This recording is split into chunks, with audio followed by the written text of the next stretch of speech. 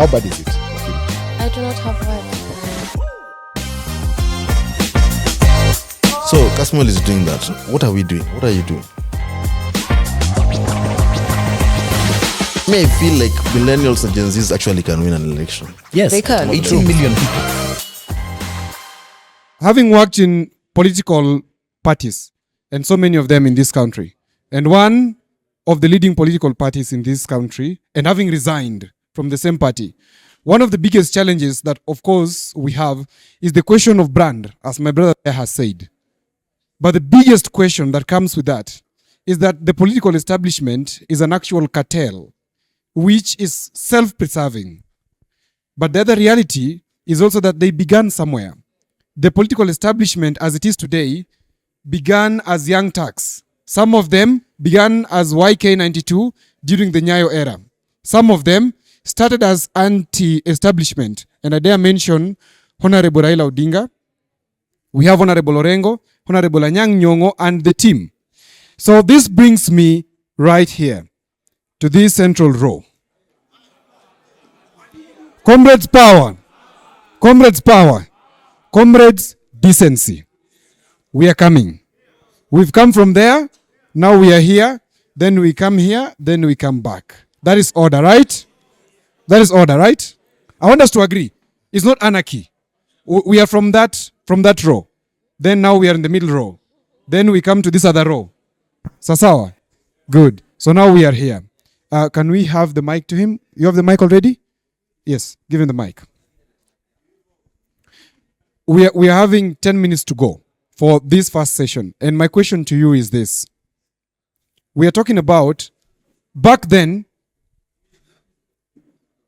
the Young Turks who were then are now old. And as my brother there said, that they have to exit the forest. How are you going to ensure they exit the forest in a meaningful and clear way that does not have sellouts? Because now it's seeming that your sellouts are riding with them in the choppers. Mnawajua? Your sellouts are forming political parties and sitting with them. Mnawajua? So how are we going to ensure that the critical mass is not betrayed, and even if it is betrayed, it can still carry on with the journey? My name is Musita A.G. Godric. Now, good people, I want us to agree on something. There is a concept called stare decisis. And when you are quoting presidents, you quote the latest presidents. We cannot be quoting 1960 quotes and trying to advise the modern youth. There comes a time the modern understanding of things overrides the old understanding of things. The problem we are having is we are trying to conform to a system that we are also trying to fight or to move away from. We are insisting on joining political parties. We are insisting on monetary matters. We are insisting on things that we are also against. So, one thing I would like to say is that Gen Z is a spirit. However much we may say we have sellouts, however much we may say this person betrayed us and this person did not, even those who betrayed us, we still persist with the fight, regardless of their betrayal. So, Gen Z is not something that you can wish away. It is not something that you can say one particular person can make this spirit go away. Nyashinsky sang and said that, don't push me, I'm too close to the edge. Sindio? As it stands, the Gen Zs are too close to the edge, and it will not take any particular person selling us out to kill the spirit of Gen Z. We are beyond the point where we can say that, for example, if Teddy was to betray us, we will not persist with the revolution, isn't it? We are going to go above and beyond any particular individuals. So the issue here is, even when you look at the Gen Z protests, it was not dependent on any particular person. It was not dependent on one particular person. This is something that originated from the people, as it were. So, as we move on, we need to have an analysis based on the current situations. You cannot say that according to 2022, people voted according to the tribal lines. You cannot say this is how politics were analyzed. We are analyzing politics in a very wrong manner because we are living in different times. We cannot say that tribe will play a key factor. there are other fundamental things which are... So let me ask you then, because the question was, and I want you to confine yourself within the question, okay? Because it's just guiding the conversation here. How then do we ensure that the Gen Zs or the critical mass moves even if it is betrayed? Because remember, 25th of June last year, there was a very good session that was going on. And even the guys who are flying in the choppers, they were not really in the street that much, but they majored on photo ops. Whenever the journalists were there, they would come and speak and take off, all right? But now they're flying high. So how can we ensure, moving forward, that the critical mass, which is the majority, even if such betrayal happens, they don't lose the focus? That's the question. Okay, I believe I answered your question, but allow me answer it precisely. Yes. My answer was, Gen Z is a spirit.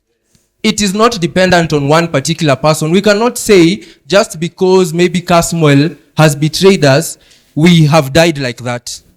It is beyond one particular person. The stage we are at, the sufferings that we are undergoing, they are beyond the betrayal of one particular person. We cannot fail to achieve our mission because one particular person is no longer in the battle. Thank you so much. Thank you so much. I come to the back here. My question to you is the same question I am asking him. Because there is a gap. Listen here, comrades. Comrades power. Between Gen X, okay? Between Gen X and Gen Z, there is a generation that's called, between Gen X and Gen Z, there's a generation that's called, I am one of them. And I can confess to you that we did what? And that conformity has led us to where we are today. Because we were told that things can be done in a particular way. Don't be so loud, okay? This is how the world works. But you guys have ignited something else in us, which is different. But we are pained to see whatever you ignited going to waste. And that is why I am asking a very simple question. How do we ensure that come 2027, this momentum is not lost? This is a strategy. It's not a hope question. It's a what? A strategy question. How do we ensure that this momentum is not lost? I am requesting a total to minimum silence as I am submitting this before I answer the question. Number one, I am Joseph Ndungunjau. I am a student at the only government accredited school to teach media and mass communication, that is the Kenya Institute of Mass Communication. I am a graduate and I have studied broadcast journalism.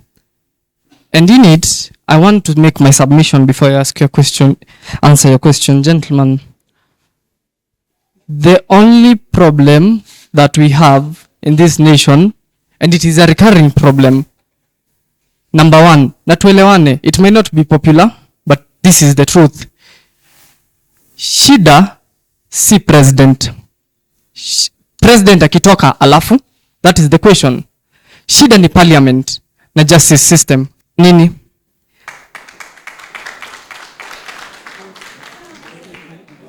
Kwa nini? Tuongeni tu ukweli. Shida ni parliament. Shida ni parliamentarians.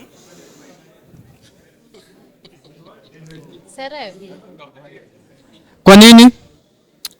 Kama parliament hainge pass SHA, kama wangeiweka full stop kwa SHA, ingekuwa? Haingekuwa, si ndio? Kama parliament haingekubali finance bill venye ilikuwa, ingekuwa?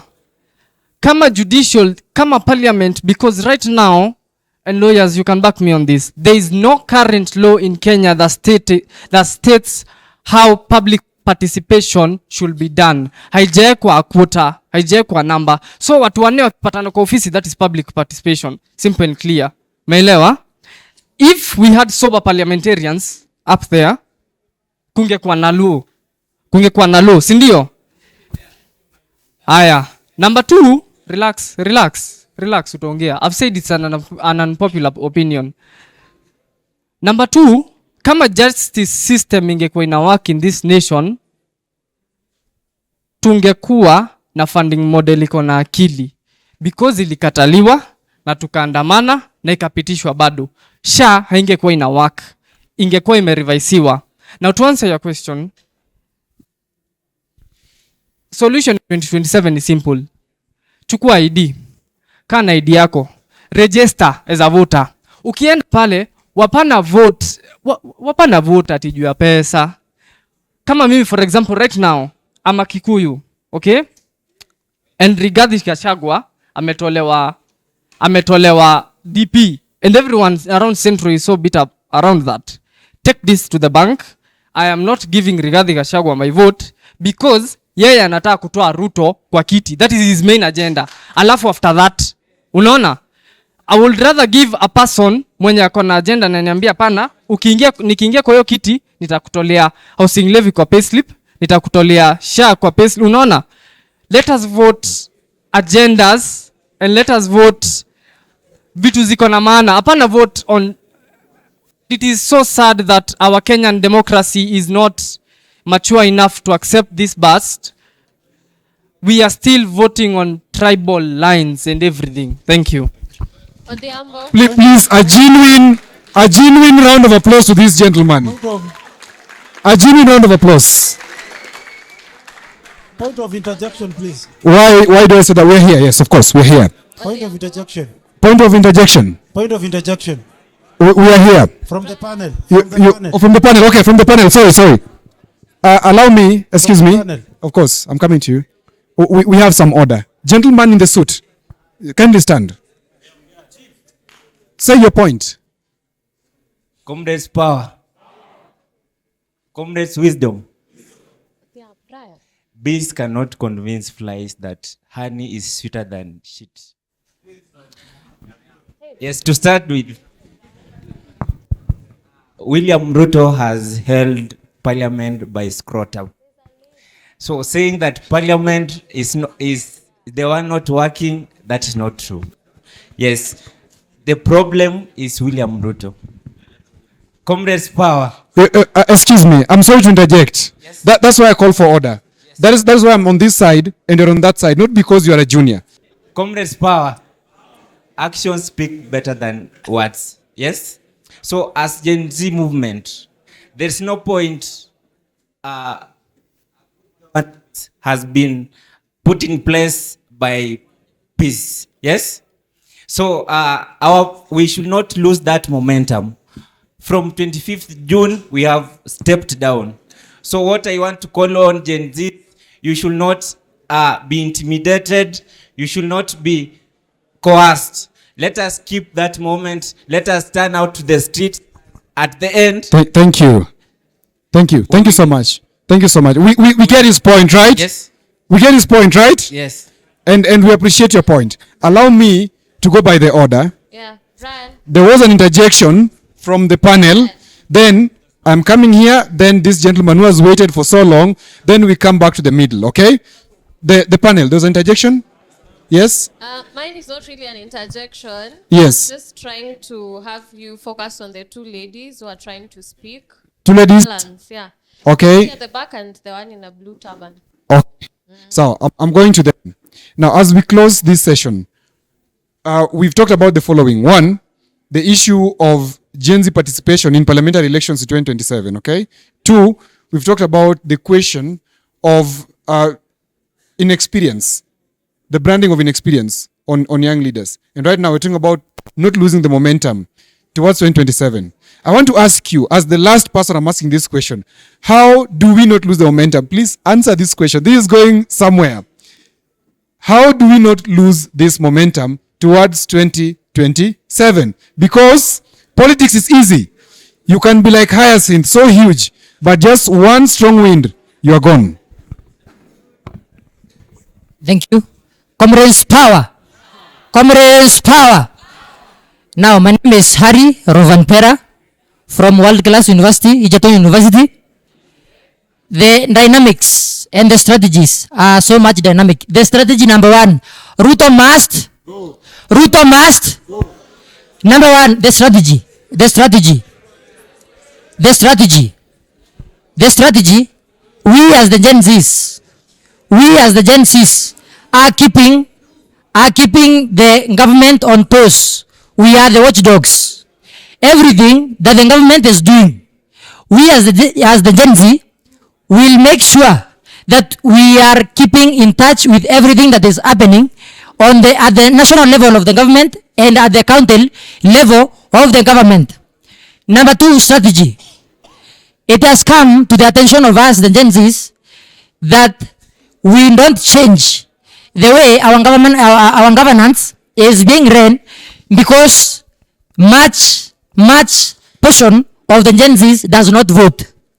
To keep this journey moving, we as the Gen Zs, we will make sure we are encouraging our Gen Zs to register as voters, to collect their identity cards, so that when it comes to 2027, we will not be told that you Gen Zs, you are the less, and we will make sure in 2027 the momentum is alive, the strategies are dynamic. We will make sure that we are not leaving the government. We will keep the government on our toes. We will be the watchdogs.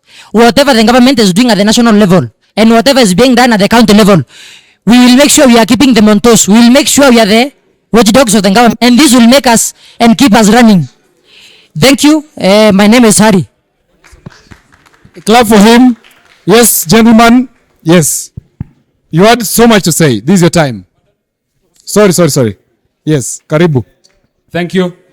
Comrades power. Comrades wisdom. Thank you. My name is Evans Kipkorir Serem. I've waited for the mic. I do not know the problem I have with the gentleman who was moving around. I'm sorry. My apologies. Proceed. My apologies. Thank you. I have 4 issues to put across. Number 1 was the issue of money and campaigning. It is a factor, but it is not a major determining factor, because I ran 4 elections in Kabarak University and won with 900 shillings. So it means it is very possible. That said and done, ladies and gentlemen, comrades power. Had money been determining elections, Raila Odinga would be the president of Kenya today. Again, when we proceed,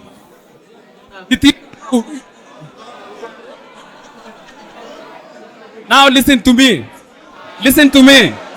I'm speaking the truth. Comrades power. Okay.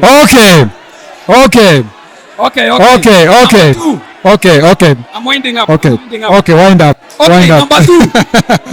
Number 2. It is about the issue of being organized, and also about the issue of never underestimating any situation, and also about the issue of never exaggerating. Thank What you. is the problem? Thank you. Comrades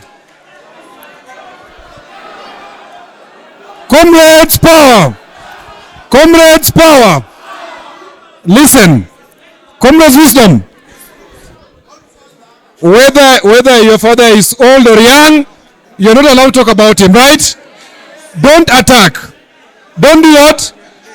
Let's give him the chance to speak. Now let me proceed. We have a problem with our members of parliament, and this is the reason. As we speak today, the bursary that is being released, 187 million for every constituency, and in every constituency, 60% should go to the CDF. Then, listen to me. Now listen. Comrades. Okay. The voice of the people. Okay, let me have a mic. Excuse me, allow me to help you. Kindly. Comrades power. Freedom of what? Expression. We can listen to him. We disagree, but we can listen to him. Let us listen. Maliza, kindly. Finish. Comrades power. Yes, talk. It's okay. Unaongea. Uko sawa. Ni sawa. Aya, ni sawa. Yeah. Ni sawa. Wacha nimalizie. Thank you. Wacha nimalizie.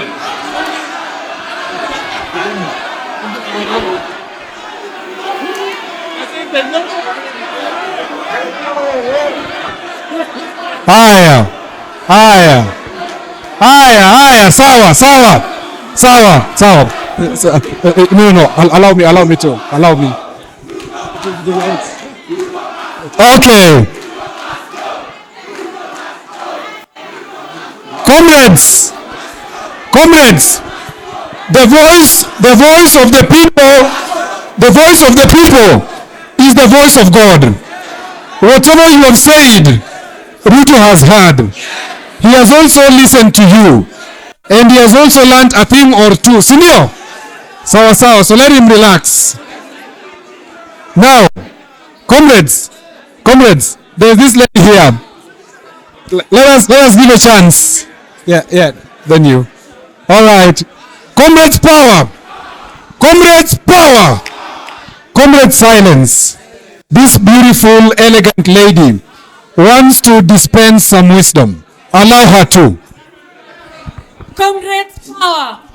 Comrades Tibim. Comrades Ria. Yes, I am Precious Helen Award of World Class University of the Jawapa. To begin with what Serem addressed on the new funding model that was just, the whatever bursaries you are talking about that were being dispensed. Serem, take a seat. That Serem, bursaries were being dispensed. excuse me, to just constituents. a minute. Order. When a speaker is on her foot, you take your seat. It's the order of debate. Serem, sit. Serem, sit. Serem, sit. We love you, of course. Just sit. Thank you.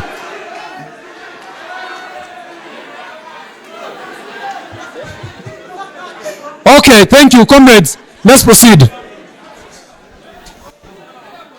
Yes, whatever bursaries were being dispensed to the constituencies, he has not taken the data to show us that this amount of money was used in the appropriate manner, because the same people who are delegating and disbursing these funds are the ones who are expected to deliver it to students to fund for education and such sectors. It is the same money that will go missing and will be unaccounted for. The institutions like ESCC that are supposed to point out the people who misuse this money is not functioning. There is no way we can trust our institutions to do these things, because even their leaders at the top have been proven to be corrupt, with evidence that have been revealed by Gen Zs, not even from the media services and such. And to add on that, Odia was asking how we keep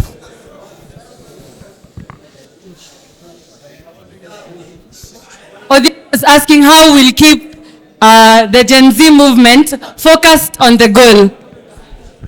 That one. You see, for Kenya's political parties, they pretend to advocate for youth in leadership or to represent the youth. But their aim is to recycle the panel that is still there. Yes, they grew with their political parties from young ages, but times have changed. Their time has come to an end, and it is time we uproot them from those seats. That is correct, right? Thank you so and much. As the Gen Z movement, Thank you so much. I am not done. As the Gen Z movement, we've proven to be people who are issue-based thinkers.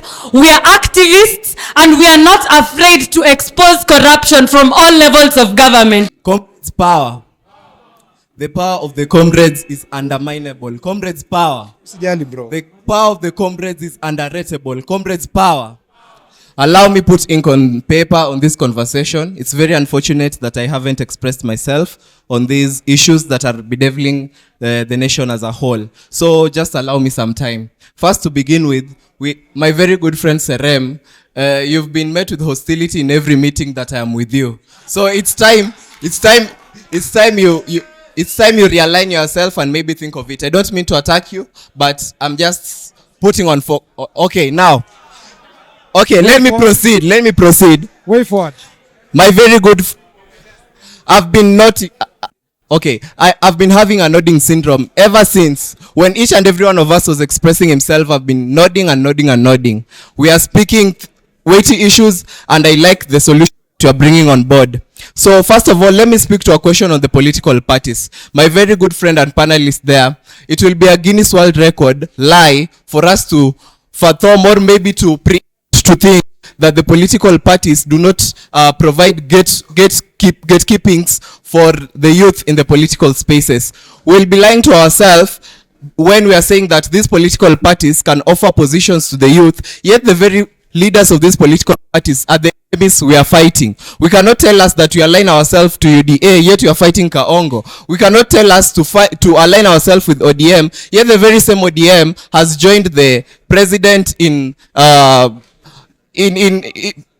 bringing impunity to the people. So it will be a very big lie, and we need to be honest with ourselves. And the solution is this: the constitution, or the framers of the constitutions, were not foolish when they brought on board the aspect of independent running. And therefore, it's not a matter of finances. We can ensure that well for us to be in the ballot. Let us have independent running, and let us vote for these people based on their ideology. Thank you. Again, we're having another issue on separation of powers that has been brought on board. And this issue, to be honest, it's an issue that is bedeviling the country. There's no autonomy of the independent institutions in this country. To begin with, the executive has a hand on the legislature, and it has a hand on the judiciary. Thank you very much. We need to be honest with ourselves. And finally, yes, Gen Zs are tribeless and we are leaderless. That is the slogan that we began with. And thank you. We have to set precedents for that. We are leaderless and we don't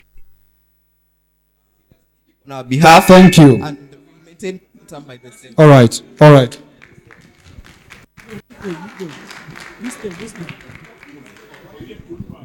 Comrades Viva. Comrades Ria. My name is Stella Karaoke. I'm a law student from Egerton University, and I want to speak on the aspect of how do we ensure that as Gen Zs coming 2027, we don't conform. You've talked about the millennials, and I would like to address this factor that between that time that you spoke of in 2022, nothing like Gen Z protests happened, right? Nothing like online activism happened. So we should trace the interest of the Gen Z. We should understand that this protest was sparked by our interest for a better governance. We should trust that the same interest that enabled us to begin such protests, such activism, is the same interest that will guide the Gen Z throughout the 2027 elections. Because I believe the spark I've seen here with Comrades Ria, Comrades Viva, I believe the spark that I've seen with the comrades right now was the same spark that was in the Gen Z protests. And that was 2 years ago. And I believe that it is the same spark, 3 actually, it is the same spark that will carry us through 2027, through the decisions we shall make, through the independent parties, through the independent candidates that will carry us through. And that is the spirit that will ensure that we don't conform. Thank you. Makofi, thank you so much for being articulate. Comrades, wisdom. A boy who doesn't travel ends up admiring his sister's buttocks. I want us to travel to South America to a guy known as Saint Ernesto Che Guevara, and he said, hasta la victoria siempre, always to victory. But if in 2027 the Gen Zs want victory, then we have to come into a consensus and we have to agree on the way forward. Ladies and gentlemen, we have talked, we have done the talking, we have done blogging, we have talked on X, we have talked all over the social medias, but we have to agree, we need a way forward. We don't need to rely on the ODM political party formed ever since the ages of our forefathers. We need to come together as the youth. We don't need to join UDM, to join Inject Party. We just need lawyers in the house will tell you of the little things the law knows no cure. But if in your village you are doing those little things, then your villagers will note. And in that, come 2027, if you aspire to become an MCA, an MP, the villagers will remember what you did in this year. So if you go back to the village, kindly Go start small. I know you said money is not an issue, but money is an issue in politics. Get some few coins, go and do something back at home. Organize your fellow youths. Wacheze ball, organize a tournament, award the winners. These things, it's a mile. It's a journey that we just begin with 1 mile.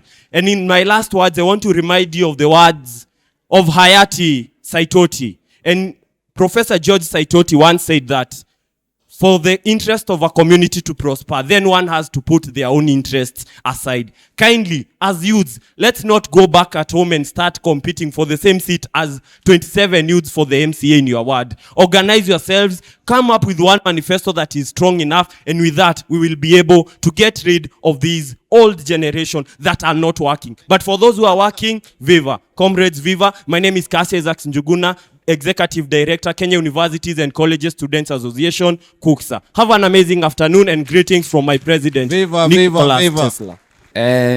My name is Mark Shem. I'm also a student from Egerton University.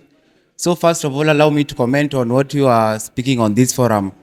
We were talking about the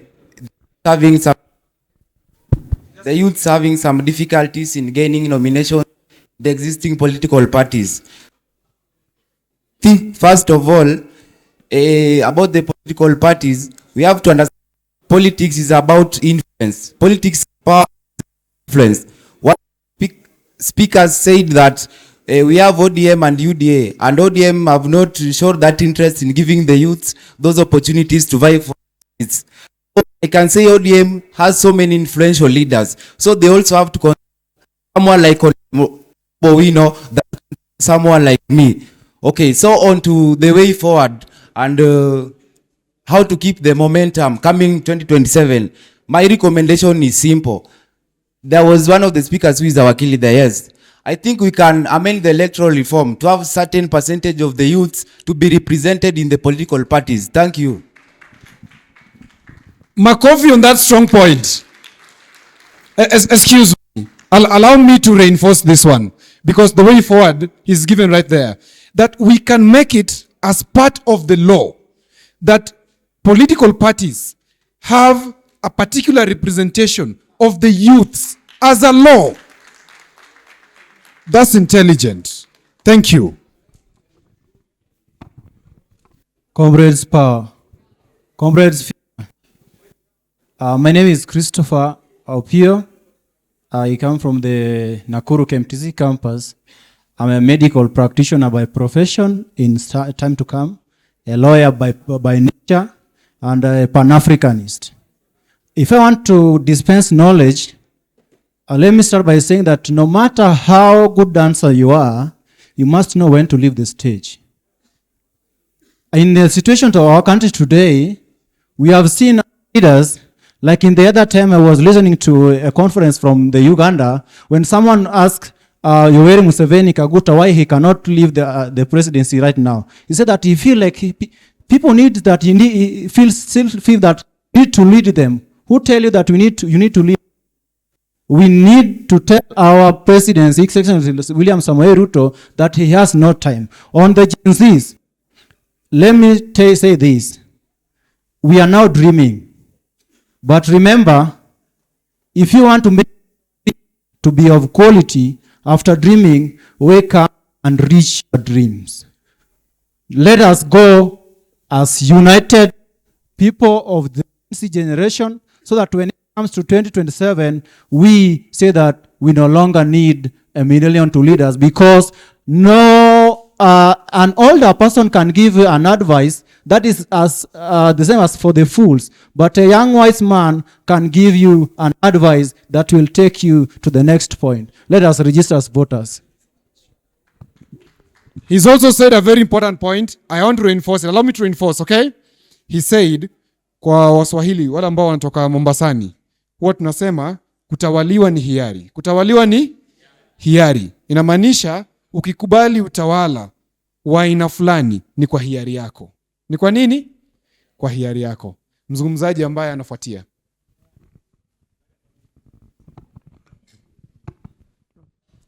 Thank you so much. Comrades Power. Comrades Power.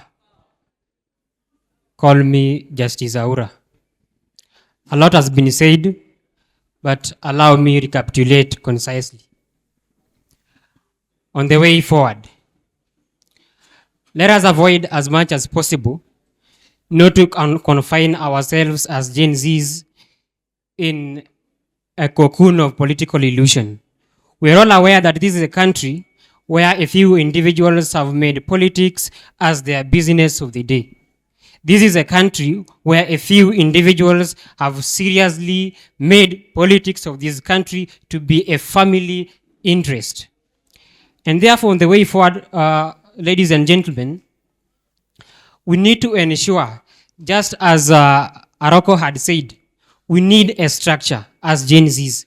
We had formed a well-organized revolution, but now we need a structure that is going to ensure we have cosmopolitanized and integrated interest of the Gen Zs. We should also quash away the political card in this structure. This is the only way we are going to ensure that together we eradicate this individualistic or dichotomized political interest in this country. Thank you. Round of applause to him.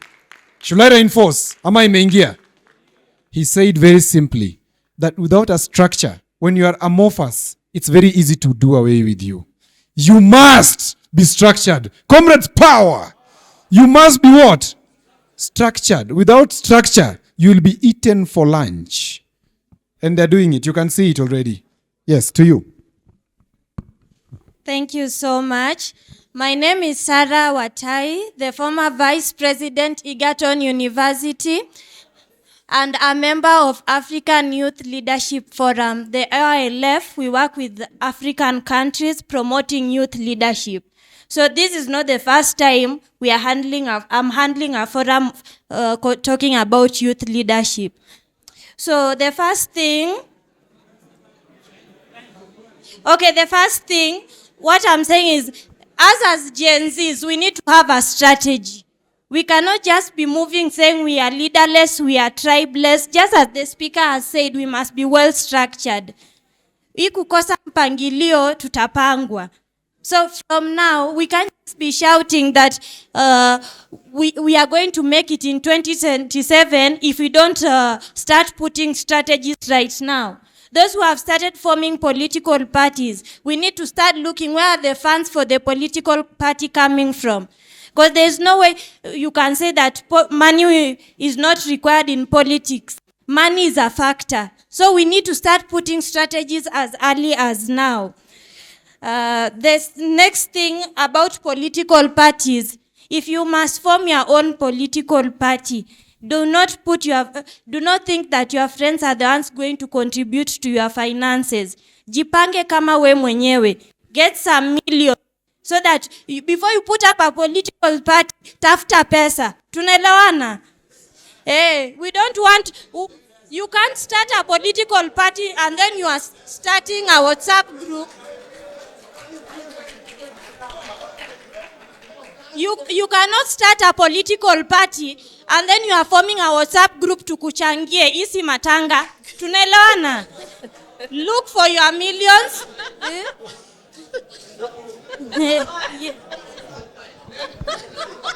Comrades, power. Comrades, wisdom. Comrades, I have been a lecturer for 4 years. There's something called community organization. Comrades, there's something called community organization. Every evening, if you look on Instagram, Eric Omondi is collecting millions of shillings to help the less privileged. Sisi kwa sisi. Okay? It is impossible that within the next 2-3 years, you're going to be a millionaire. It is not structurally possible with the current political environment. Let's be truthful. Unless you're doing something which I don't know, and which is not earning you clean money. But it is possible. If Salasia made it to parliament, you can also make it to parliament through community organization and speaking authenticity from your what? From your heart. Now, in 1 minute, then we come here. In 1 minute, I'm pressed for time. I'm sorry. Comrades, fever! Comrades, power! Comrades, yeah! My name is Justus Kimtaiche Maluk from Mount Kenya University. And you know that on 25th June a baby was born. A revolution was born. And some of the people came and injured our revolution. And people mumetiwa woga. And some of you are buying woga. And we want to say, we are not buying this woga. We are here to stand and born a new revolution. Today is on 30th March. We are borning another revolution. We are giving birth to another revolution. Why you people are fearing? We can win election without money. When the will of the people is good, people will win. When we have one will that we are going to drive this nation, we are going to win. We know the problems. We don't need experience. We know the problem that you are facing in this nation. The problem is education sector. The problem is health sector. The problem is mwananchi. So we don't need experience to solve the problem of a nation.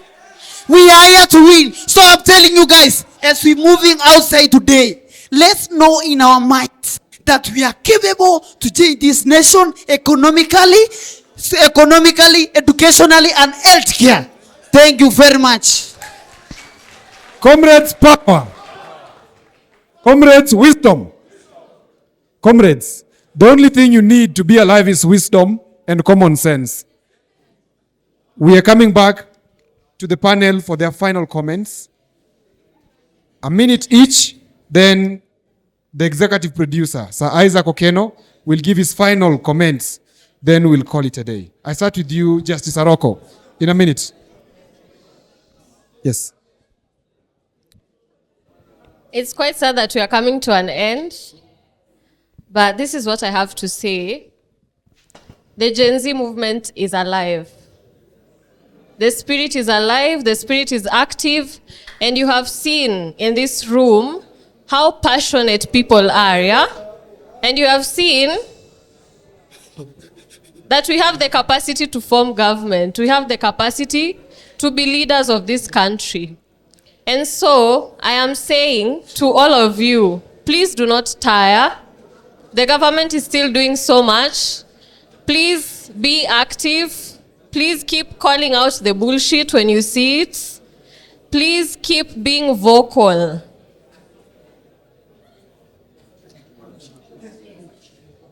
Comrades power. Comrades power. Eh, comrades power. Wamama hai. Hakuna wamama hapa. Wasichana hai. Warembo hai. First of all, allow me to dispense some wisdom as we end this. Comrades, peace. Comrades, peace. Peace. Rule number 1, a comrade is always right. Rule number 2, a comrade is never wrong. Rule number 3, if rule number 1 fails to apply, then refer to rule number 2. Comrades power. Comrades rear. Comrades Tibim. As we near 2027, we are going to come in hot. We let's support each other. Na tukisupportiana walai tutafika mbali. Thank you. Thank you. Comrades Tibim. In my closing, I want to appreciate us for the insights that we've shared. But one observation I have taken notice of in the room is, comrades, a majority of us do not have sufficient political awareness. So there is need that in our subsequent engagements, we'll have to involve important offices like the Office of the Registrar of Political Parties, so that some of us can know how operations within political parties work. Because I think, if I'm not wrong, I have observed there was a comment that came from the back that we need to entrench it in law. I think you'll correct me if I'm wrong. You said we need to entrench it in law that the youth are meaningfully engaged in parties, right? Is that what you said? That request you put forth is actually in law already. That's why I'm saying we need political awareness. It is in law, and that's why you see political parties have youth leagues. It's not out of their own decision. It is by law for parties to have youth leagues, for parties to have women leagues, for the parties to have PWD leagues, so that the parties carry all the demographics and carry the aspirations of all the demographics. And that is why also it is not possible for us to say we want to form a youth-only political party. Because also in law, there are parameters within which you have to conform when forming a political party. So I know this is going to be possible when we engage stakeholders at the national level to help us to be aware. But also, I will not tire asking us, as you say, parties have excluded the young people. Still, there are young people within political parties who are growing, and they are there. Some of us, you know them. So we will need also to rally upon you guys to, as we seek to revolutionize this country, it is better that we fight from the middle and not from the sideline. So pushing a seclusionist narrative is going to be counterproductive. Thank you. Finish. Thank you. Allow me to finish with a quote from the late Mother Teresa. Mother Teresa said, and I quote, "We the willing, led by the unknowing, have done the impossible for so long with so little, that now we are prepared to do anything with nothing." Thank you very much. Very good. Thank you so much. We are coming to the end of this podcast, but just before we conclude, I want to invite our executive producer, Sir Isaac Okeno, to come and give his final remarks. Then we close. Comrades, power! Comrades, power! Comrades, nja! Comrades, nja!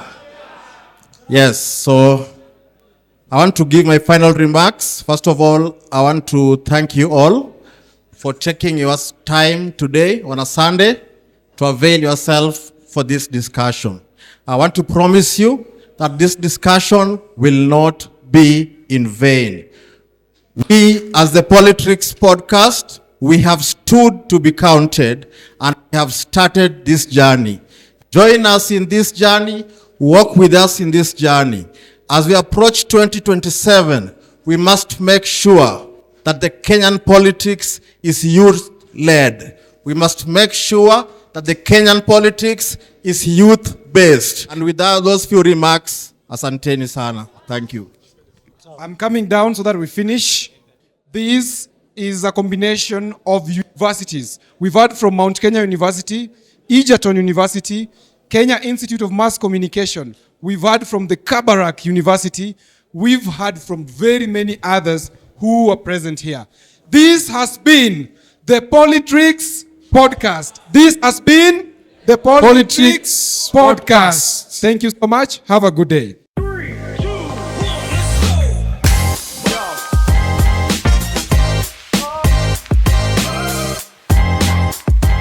How bad is it? I do not have words. So Kasmuel is doing that. What are we doing? What are you doing? May I feel like millennials and Gen Zs actually can win an election. Yes, They can. 18 million people.